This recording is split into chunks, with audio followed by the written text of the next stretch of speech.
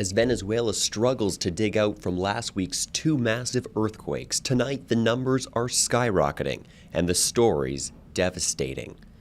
At this hour, there are over 60,000 people in the nation still unaccounted for, 3,000 injuries, nearly 13,000 people displaced from their homes, and a death toll that has now surged to 1,500 people, some 5 days after the country was struck by two earthquakes. Over the weekend, recovery efforts continuing in the hardest-hit locations, specifically in the state of La Guaira, some 30 kilometers from Caracas. And the sobering reality that those rescued have escaped death by mere hours. Interim President Delcy Rodriguez saying this weekend only 33 bodies were rescued and saved, as those missing continue to soar, with dozens of buildings left to search. The tragic stories now emerging. The 11-year-old boy named Moses, who was rescued from under 3 meters of debris. A rescue worker was overheard saying the young boy was found near his sister and mother, who had both died. One man crying to reporters, saying he lost 8 relatives in the quake, with 5 of them still not found. And the Argentine soccer player who lost his entire family in the earthquakes, taking to Instagram to share a message with followers as an outpouring of sympathy came his way.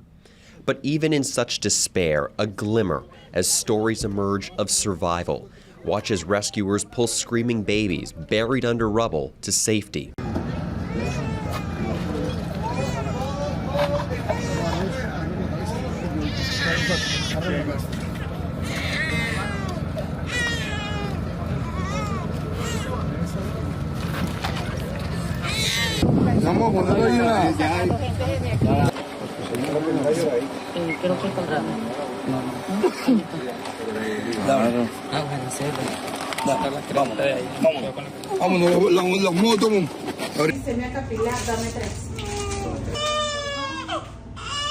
New video from Venezuela showcasing the extent of the damage, especially in harder-hit remote communities. According to reports, the need for water, food, and shelter are growing as on-the-ground workers move on from rescue to recovery efforts.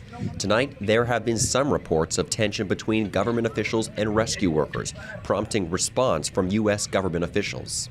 Over the weekend, international rescue teams from Mexico, Spain, Qatar, the U.S., and the United Kingdom arrived to reinforce search efforts. According to the United Nations, 39 search and rescue teams had been deployed from all over the world, with each group consisting of 50 to 100 people.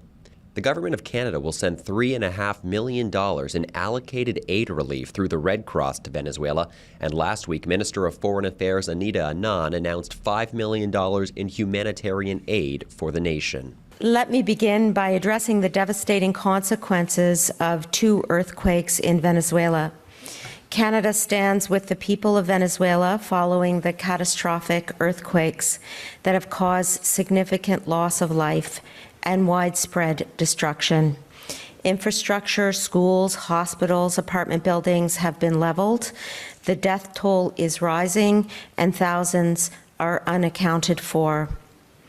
That is why yesterday, Canada announced an initial $5 million in urgent humanitarian assistance to support life-saving relief efforts, including food, water, health services, and emergency support for those most affected.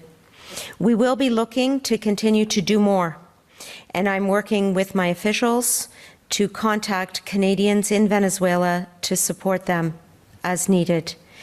We are also working closely with our embassy in Colombia to ensure that humanitarian support is distributed and that Canadians are supported.